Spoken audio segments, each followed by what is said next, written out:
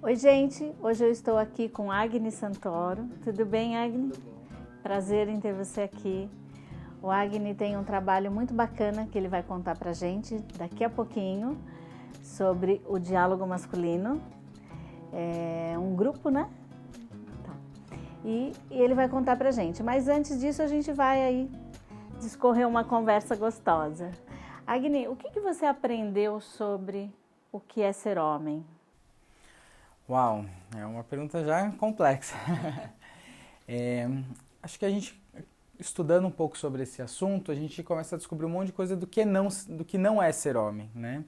Porque por mais que os homens tenham um lugar de privilégio dentro da nossa sociedade, também é colocado muita coisa do que é ser homem. E até foi criado um conceito do man box, né? A caixa do homem, então tem que ser branco, hétero, provedor, forte, insensível, dá conta de tudo e é inalcançável, né? Nós homens não conseguimos alcançar isso ou vivemos um esforço muito grande para conseguir alcançar isso. E isso faz com que nós não conseguimos ficar em paz, assim, e vira um sacrifício. E aí fica esse estresse, né? Que causa os homens ficarem maus, causam agressividade extrema, porque vira uma panela de pressão. Então a gente vendo tudo isso não é ser homem, né? Até hoje em dia o conceito masculinidade é colocado no plural, masculinidades, porque existem muitas formas de serem homens, né? Legal, legal. E lá no seu projeto você trabalha muito isso? Sim, né? Conta um Então, pouquinho pra gente. com o diálogo masculino, ele tem várias frentes, né? Primeiro, tipo, buscando estudar um pouco desses conceitos, né? Dar apoio a diversos projetos e parcerias. E também organizar rodas de homens, tanto só de homens, como algumas mistas também. E realmente aprofundar nesses temas, né? De discorrer sobre diversos temas, sobre vulnerabilidade, emoções, sexualidade, medos, todos os processos que envolvem o ser humano, né? Não é nem só os homens, é todos os seres humanos. E como é importante a gente questionar tudo isso, aprofundar, falar, né? Que é um desafio para a maioria de nós homens. É falar. É. E agora, assim, me diz pra você pessoalmente, de que forma você acha que o machismo te atrapalhou ou te atrapalha ainda na sua vida? Como é que é isso? Eu vejo que de muitas formas, né? Por mais que eu tive uma criação não super machista, né? Eu vejo que uma dificuldade em acessar sentimentos, né? Por mais que tive um pai sentindo, chorando, se expressando, né? Teve momentos que na minha vida eu passei momentos bem difíceis e que eu sentia que eu queria chorar e não conseguia. E aí eu assisti um filme bonito, tanto lindo quanto às vezes triste, e eu chorava. Eu falava, poxa, mas se eu consigo chorar, por que eu não consigo chorar pelas minhas dores, né? E aí eu vi onde eu estava preso ainda, como realmente em algum lugar eu não conseguia me expressar, meu medo, minha vulnerabilidade, meus sentimentos. Então esse é um dos aspectos que eu acho que é bem forte para os homens e para mim foi. E ao mesmo tempo esse machismo de realmente, né, que vem da misoginia, que é sentir a mais, né? Então ver as mulheres como menos, como, sabe, de falar, não, ela é incrível, assim, mas tem um mais, né? Tem alguma palavra que quer dar, alguma coisa. E eu vejo que isso é um conceito, porque quando eu parava e pensava, eu não nem eu acreditava naquilo. Mas era algo que era repetido automaticamente, assim. E aí, nesses momentos, eu fui vendo quanto, né, preconceitos, e aí todos os preconceitos vão se derivando para muitos, né, outros tipos. E eu falei, não, eu não acredito em nada disso, por que que ainda estou sentindo, pensando, fazendo dessa forma, né? Quer dizer, é uma desconstrução constante, né? Sim, sim, a gente fala que é um processo de desconstrução, e acredito que não vai acabar nunca, ainda mais porque vivemos numa sociedade patriarcal machista que continua perpetuando essas ideias, né? Porque não é só da educação familiar, né, que vem essas mensagens. É da sociedade como um todo, né? De Todo. todos os grupos, da escola, né? Não tem como fugir disso, né? Sim, comercial, Ainda não, né? comercial, você vê tá vendendo um carro, tem lá uma mulher seminua, né? Por quê? Porque tem esse apelo. Então, ainda há essa objetificação da mulher e isso fica na cabeça dos jovens, na cabeça das pessoas, né? De uma forma que limita mesmo esse pensamento. Né? Sim, sim. E nas profissões, né? Em todas as profissões a gente vê essa diferença, né? Na sua profissão, como é que é isso? Tem muita mulher? Você hoje é terapeuta, né? Tem bastante mulher, né, na terapia. Mas você teve alguma outra profissão que você não enxergava a mesma oportunidade para as mulheres? Olha, é isso. Eu sou terapeuta holístico e realmente tem muito mais mulheres nessa área. Que foi até uma das formas que me fez querer trabalhar com homens, é de ver isso, nesses processos de cura, de autoconhecimento profundos, quanto os grupos, ele é formado majoritariamente de mulheres, né? Então todos os retiros, cursos, 80%, 90% é de mulheres. E eu falei, poxa, cadê os homens que não estão se trabalhando, né? E isso me deu vontade de aprofundar nisso, de chamá-los, né? E eu também trabalhei bastante com cozinha, né? Então fui cozinheiro, chefe de cozinha. E é uma profissão que tem mais mulheres, mas ao mesmo tempo tem um destaque maior para os homens, né? Então você vê lá dezenas de cozinheiras e o chefe de cozinha. E o que o cara, muitas vezes, né? Às vezes é muito bom, às vezes não faz nada. Quem faz tudo é ali, ele, né, põe ali o azeite em cima e fala que... Então... representa ali muito, né, esse machismo mesmo. Agora me fala, conta pra gente aqui a história do curso de dolo, que é uma profissão hoje 99% do universo feminino, né? Como é que foi para você essa experiência? E assim, inclusive das barreiras, né, que você eventualmente enfrentou nessa jornada? Eu não tive muitas barreiras, né, nesse processo. Eu me vi deparado desse universo quando, né, minha ex-companheira ficou grávida. E eu comecei a estudar. Por sorte, eu estava num ambiente, né, morando com alguns amigos que também tinham acabado de ter um filho, que estavam estudando muito sobre isso, que fizeram parto domiciliar natural humanizado. Então eu já estava ali perto de tudo isso e com acesso a livros, a informações, e comecei a pesquisar tudo isso e teve cursos e palestras, né, lá perto do meu ambiente que eu estava vivendo, e eu resolvi ir também. E comecei a participar e comecei a gostar. E aí teve o nascimento da minha filha, que foi em casa, né, que foi super incrível com uma parteira. E depois disso a gente foi convidado por um casal de amigos para acompanhar o parto deles. E como doulos, assim, mas a gente não tinha feito curso nenhum, tinha lido muito e realizado o nosso, né? E aí a gente estava lá dando apoio e foi uma parteira muito especial. E ela dava curso de parteira e ficou falando pra gente como que era o curso de aprendiz de parteira, na tradição, né? E ela segue muito esse lado tradicional, então com as ervas, com as plantas, coisas que me fascinaram muito, porque eu já tinha esse estudo, né? E aí, quando ela foi, aí minha ex-companheira falou, eu vou fazer esse curso. E, tudo bem, minha filha era pequena, eu falei, tá, eu vou acompanhar porque minha filha, vou cuidar dela, né? Ela vai... E aí todo mundo falou, o curso que vocês vão fazer, o curso que vocês vão fazer. Eu falei, mas eu vou fazer o curso? E aí eu falei, puxa, será? E aí eu fui meditar e me veio. Eu falei, olha, faça assim. E fui super bem acolhido, fui super tranquilo. Depois a gente atuou em diversos partos e foi muito legal, né? E aí eu sinto isso, né? Foi muito bom a minha presença lá, mas a presença também da doula, da parteira, né?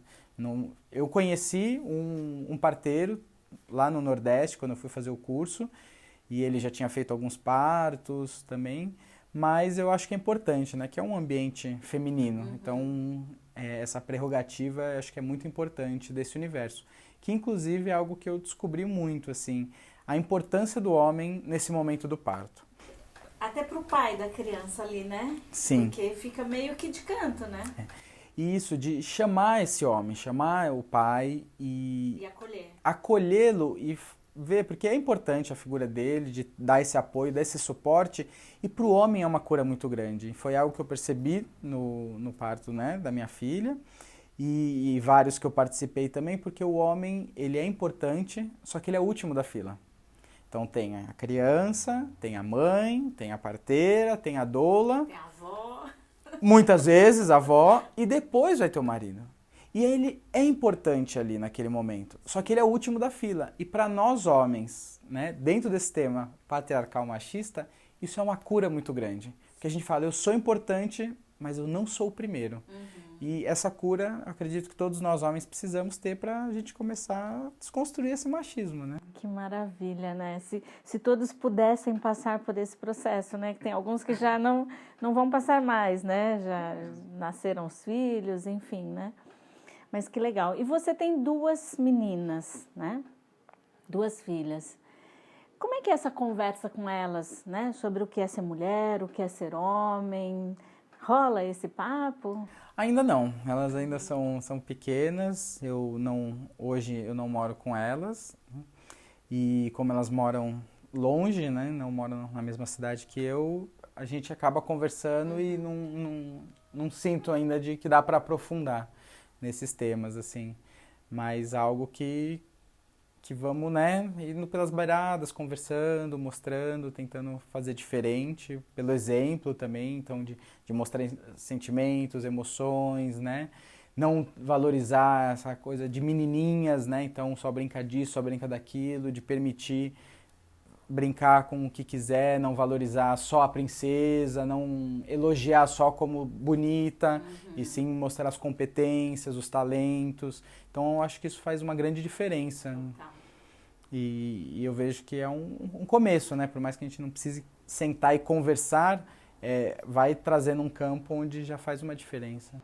Na verdade, essa educação é no dia a dia, né? É com as coisas que a criança faz no dia a dia. É que vem essa mensagem, né? É bem isso, você não precisa sentar e vamos conversar, né? Mas ali no exemplo, né? E no cotidiano. Bom, mas eu sei que no seu universo os homens já são um pouco mais evoluídos, né? Em relação ao machismo. Mas como é que é, assim, com os amigos, aqueles amigos que ainda têm aquelas piadinhas machistas, aquele comportamento machista? Como é que você consegue passar a sua mensagem? Como é que você reage quando você tem um amigo com um comportamento que você não concorda?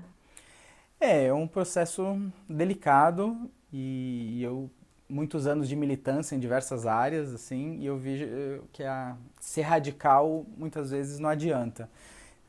Mas de tentar essa conversa, muitas vezes no momento não dá para fazer alguma coisa, que está naquela roda de amigos e fez aquela piada machista, preconceituosa, e você fala ali, todo mundo ri, assim, mas depois de chamar de canto, né, de falar. Então eu vejo que são várias estratégias para cada momento, para cada pessoa, mas é algo que eu vejo que é muito importante, né, na gíria que a gente fala aí, de ficar não passar pano, né? Então, de não, ele é assim mesmo, ele é machista mesmo. Não, acho que não tá certo, né? Hoje tem, mas agora tudo é politicamente correto, é mimimi. Não, olha, né, se numa piada um só tá rindo, o outro tá sendo humilhado, não é piada, né? E eu acho que isso é importante a gente perceber, porque realmente estamos mudando nossa consciência e nem todos estão percebendo isso e gera alguns atritos, né? Tem o comercial que a Gillette fez, né, que tá no YouTube, gerou muita controvérsia porque mostra isso, né? O homem ali fala, isso é coisa de homem, né? Estão brigando, estão discutindo, isso é coisa de menina, coisa de homem. E eu acho que não, eu acho que a gente, né, masculinidades, ser homem é muita coisa. E sinônimo de agressividade é masculinidade tóxica, não é masculinidade, né? Então acho que eu venho combatendo, venho conversando, venho trocando ideia, me zoam, brincam comigo, lá vem o chato, lá vem... Tá tudo bem, né? A gente... eu sinto que é importante, que é uma missão, e muitos depois vão, comecei a perceber isso, aquilo, né? Aos pouquinhos a gente vai mudando. Eu sei que tem pressa, mas... Mas dá para fazer, né? É possível, né? E infelizmente a gente vê isso também, né? Quando o cara quer ir para uma linha mais legal, sempre tem as piadinhas, né? O cara que precisa ir embora mais cedo da rodinha, do futebol, para dividir a tarefa da casa com a companheira, sempre tem alguém que faz uma piadinha, né? Isso é difícil lidar, né? Para algumas pessoas é muito difícil, né? Sim. E eu acho que a gente precisa entender isso e acolher e ver né? O que a gente pode fazer, inclusive com essas pessoas, né? E como é que a gente orienta isso? E o que desse movimento Homens Não São Inimigos, quando você viu isso, o que te chamou a atenção? O que ressoou? Por que você falou, quero me juntar? Qual foi o seu chamado para esse movimento? Então, eu sinto que é um movimento real, né? Porque eu acredito que é isso, é igual masculinidade não é sinônimo de masculinidade tóxica. Então, assim, temos que combater o machismo e não os homens. Sim. E eu vejo que o machismo está em diversos lugares e todos nós precisamos juntos combatê-lo. Então, para mim faz muito sentido esse movimento. Eu entendo que, né, por tudo que eu tenho estudado e visto, inclusive tenho estudado muito violência, né, contra a mulher, desigualdade de gênero, que ainda é difícil ouvir isso, né, para muitas pessoas, porque vê ainda no homem esse agressor que é real, né, que está ali nas estatísticas, está ali, né, no dia a dia de muitas e muitas pessoas, e principalmente as mulheres.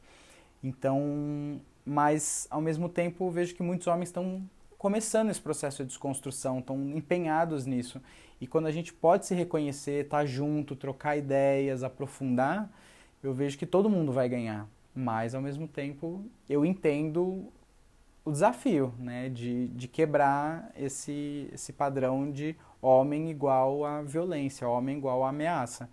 E para nós homens, eu vejo que é importante a gente, né, não ser um movimento que está passando a mão na nossa cabeça, né? De, ai, não, vocês também são vítimas. Sim, o machismo também prejudica os homens, mas é diferente, né? Nós estamos trabalhando para poder expressar nossas emoções, para poder pôr um brinco, pôr uma saia, sentar dessa forma e não ser zoado, não ser... E as mulheres estão lutando pela sua vida, por não serem abusadas, assediadas, coisa que é muito pesado no dia a dia. Eu entendo que para o homem, né, e principalmente para mim que trabalho com educação parental, né, com terapia de relacionamento sexual, que os homens trazem um peso muito grande que é muito difícil de lidar, né? Quando tem que falar de emoção.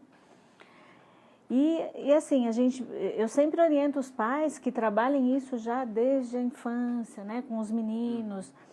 Que menino pode brincar de boneca, menino pode usar rosa, menino pode pular corda, pode dançar, né?